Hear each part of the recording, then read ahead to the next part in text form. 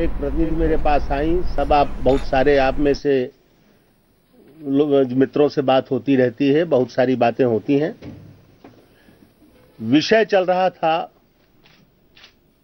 कि कांग्रेस पार्टी क्यों हारी। बहुत सारी बातें होती रहीं, उनमें से कुछ बातों के बीच में एक दो वाक्य आए जो मैं दोहराना नहीं चाहता। कल मैंने कहा था उसके बारे में कि मोदी जी और भारतीय जनता पार्टी लोगों को ये समझाने में सफल हो गए कि वे लोगों के अधिक निकट हैं और एक तरह से भारतीय जनमानस को, मैं आज दूसरी भाषा में उसको कह रहा हूं, उसको वो रिप्रेजेंट करते हैं, उसका प्रतिनिधित्व करते हैं, जिसको कि मैंने भारतीयता शब्द दिया। हम ये नहीं कर पाए, इस अर्थ में हमारी ये हार है। मोटी सी बात ये है। एजेंसी ने जो न्यूज भेजी उसमें शीर्षक लगा दिया मोदी की तारीफ। मैं नहीं समझता इसमें मोदी की तारीफ कहां है। किसी की तारीफ में मैंने एक शब्द नहीं कहा। उसके बाद जब मैंने स्पष्टीकरण दिया तो शीर्षक वो चलता रहा और उन्होंने, आपने भी देखा होगा, मेरे पास उसकी प्रति है लेकिन मैं उसको सामने रखना नहीं चाहता क्योंकि इस तरह की बहस में मैं नहीं पड़ता, मेरी प्रकृति में नहीं है। उन्होंने कहा कि जो इसका हिंदी वर्जन है वो मॉडिफाई किया गया है। अब आपकी भाषा में उसका जो भी अर्थ होता हो, लेकिन सच बात यह है कि जो शीर्षक लगा वही शीर्षक चलता चला गया। अब हर एक की समझ की एक सीमा होती है, मेरी भी, आपकी भी और सबकी, और हर एक की अपनी अलग अलग नियत होती है। उसी के हिसाब से लोग सारी स्थिति को समझते हैं। अब समझ और नियत अगर दोनों थोड़ा बहुत गड़बड़ा जाएं तो विवेक भी गड़बड़ा जाता है। मैं समझता हूं ये जो विवाद निकला ये उसकी वजह से निकला है। जहां तक भारतीयता का प्रश्न है, एक राजनीतिक कार्यकर्ता के रूप में, एक विद्यार्थी और अध्यापक के रूप में, और एक उस व्यक्ति के रूप में जो किसी जमाने में पत्र पत्रिकाओं में बहुत लिखा करता था, मुझे मालूम है कि भारतीयता क्या है।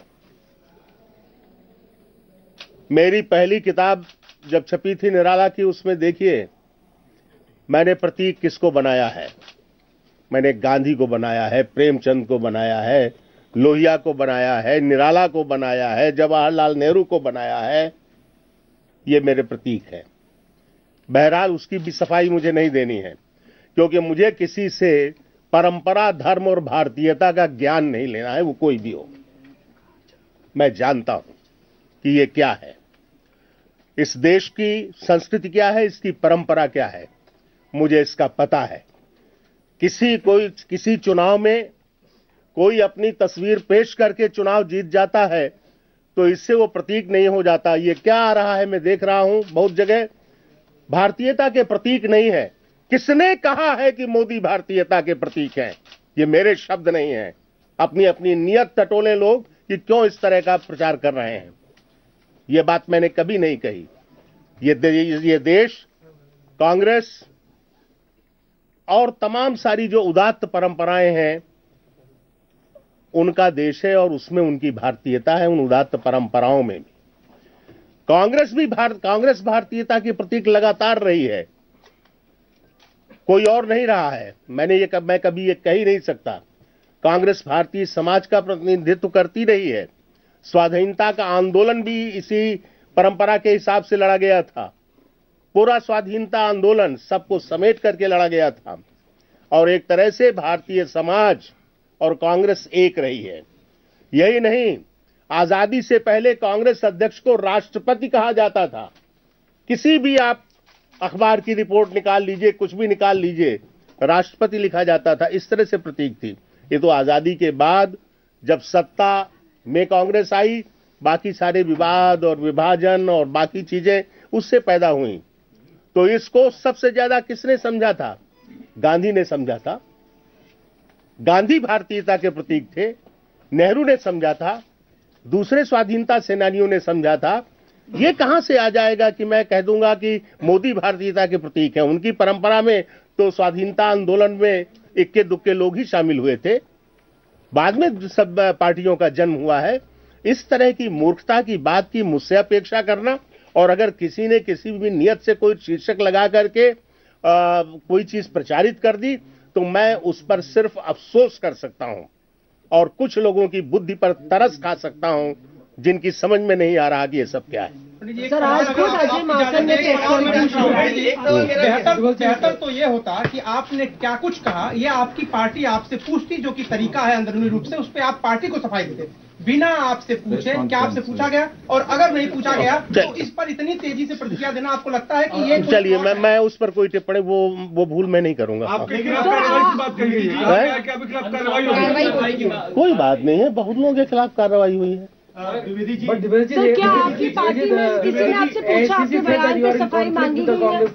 द्विवेदी जी, संवाद में एक लाइन कही जाती है कि क्या आपने बोला, किस अर्थ में बोला वो महत्व नहीं रखता, क्या अर्थ लिया गया वो महत्व रखता है। यही मैंने अभी कहा। तो आपको लगता है कि जो कुछ भी आपने कल कहा, कल उसी समय ज्यादा स्ट्रांग वर्ड में आप क्लैरिफाई कर देते तो शायद ये स्थिति नहीं आती? मैंने जिस सहज भाव से कहा था उसी सहज भाव से कल स्पष्टीकरण आपकी उपस्थिति में मैंने दिया था। My point is very simple. You know, you saw what the Congress High Command has just now said in terms of whatever you have said is against the Congress Party's ideology and philosophy. You say you don't need to take lessons from anybody. How do you take this forward? Because this has been right now there is a midst of an Delhi election. This is being seen as an anti-party activity, that this is against the leadership. Whatever it is, so far I am concerned, I never meant all this, and so I am talking to you. And my talking to you was scheduled at 12:30. I shifted it to 1:30 only because of that. Because I saw Dwivedi ji, ये जो अजय माकन ने जो press conference बुलाई, उन्होंने ये नहीं बुलाई होती अगर उनको ये अनुमति नहीं मिली होती कांग्रेस आला। मैं इस पर सार्वजनिक रूप से चर्चा नहीं करता। प्रेस कॉन्फ्रेंस की गई आपको लेकर, क्या आप नाराज हैं जिस तरीके से आपको लेकर? इन प्रश्नों का उत्तर नहीं दिया जो मेरे लिए ज्यादा गंभीर विषय है। सर, एक सवाल करते हैं मेरा। हाँ, पीछे से आपको लगता है कि पार्टी में कुछ लोग ऐसे हैं जो आपके इस बयान का, जो आपने इंटरव्यू दिया है, इसको ट्विस्ट करके इसको आपके खिलाफ इस्तेमाल करने की कोशिश कर रहे हैं? संसार में ऐसी बहुत सारी चीजें होती रहती हैं।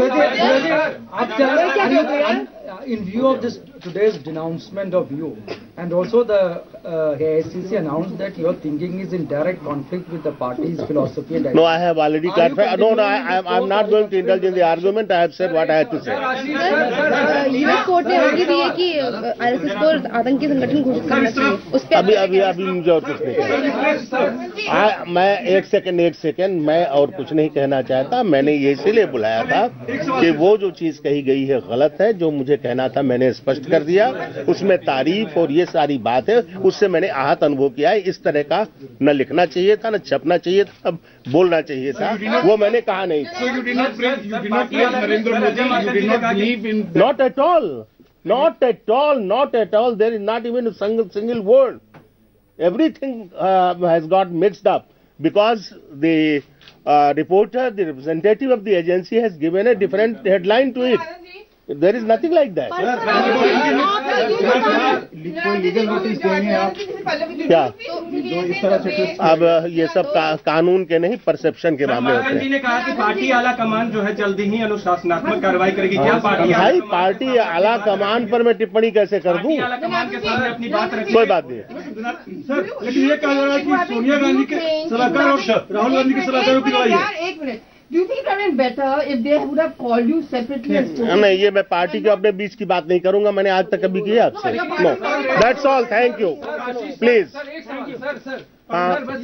चूंकि वो भारतीयता का सवाल उठा रहे थे प्रेस कॉन्फ्रेंस में, सर मेरा सवाल ये कि आप ये मानते हैं कांग्रेस अध्यक्ष में भारतीयता का प्रतीक है या नहीं? सोनिया गांधी भारतीयता का प्रतीक है या नहीं?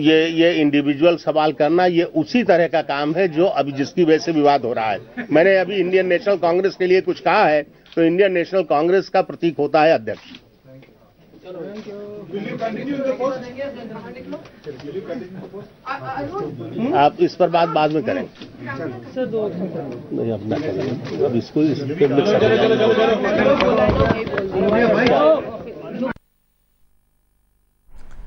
There was a senior Congress leader, Janardan Dwivedi, offering his clarification, saying that he has not praised Modi, saying that BJP and Modi managed to convince the voters that they knew the voter and were close to them, but says at no point did he say that Modi represented the Indian people. We listen into, however, what the Congress spokesperson Ajay Maken had to say while addressing that press conference, in which some very strong words were used to describe Janardan Dwivedi's statements and what the party felt about it. Congress के एक महासचिव श्री जनार्दन द्विवेदी जी ने एक statement दिया, साक्षात्कार दिया, और उन्होंने उस साक्षात्कार के दौरान एक प्रकार से उससे जो विचार उभर करके आ रहे हैं, उसका जो मतलब निकल करके आ रहा है, जो छपा भी है, वो ये है कि मोदी जी की जीत भारतीयता की जीत है। और उस साक्षात्कार के दौरान मोदी जी को ऐसा दर्शाने की कोशिश की गई कि जैसे मोदी जी भारतीयता के नजदीक हैं, शायद उसके प्रारूप भी। कांग्रेस पार्टी ऐसी सोच और इस प्रकार से नरेंद्र मोदी जी को भारतीयता के साथ में उनकी तुलना करने की घोर और कड़े शब्दों में निंदा करती है। हमारे कांग्रेस के सब कार्यकर्ता भारतीयता के बारे में हमारे नेता महात्मा गांधी, पंडित नेहरू, इंदिरा गांधी, राजीव गांधी, समय समय पे हमारे इन नेताओं ने भारतीयता के बारे में जो बातें कही, जो भारतीयता की समझ के बारे में इन्होंने बातें करी, जो हिंदुस्तानियत के समझ में इन्होंने बातें करी, इंडियननेस के समझ में इन्होंने जो बातें कही, हम लोग शुरू से ही इस बात को मानते आ रहे हैं और इसके अंदर कभी भी कोई भी परिवर्तन नहीं हुआ है। भारतीयता यानी हिंदुस्तानियत यानी इंडियननेस से कांग्रेस पार्टी क्या मतलब निकालती है, आज इसको हम स्पष्ट कर देना चाहते हैं। और इसके लिए श्रीमती इंदिरा गांधी ने काशी विद्यापीठ वाराणसी में कन्वोकेशन एड्रेस में कुछ सेंटेंसेस, कुछ बातें कही थी, वो मैं दोहराना चाहता हूं। उन्होंने कहा, quote, to me Indianness implies a positive duty to understand and honor others' points of view in consonance with the injunction that the ways to truth are many.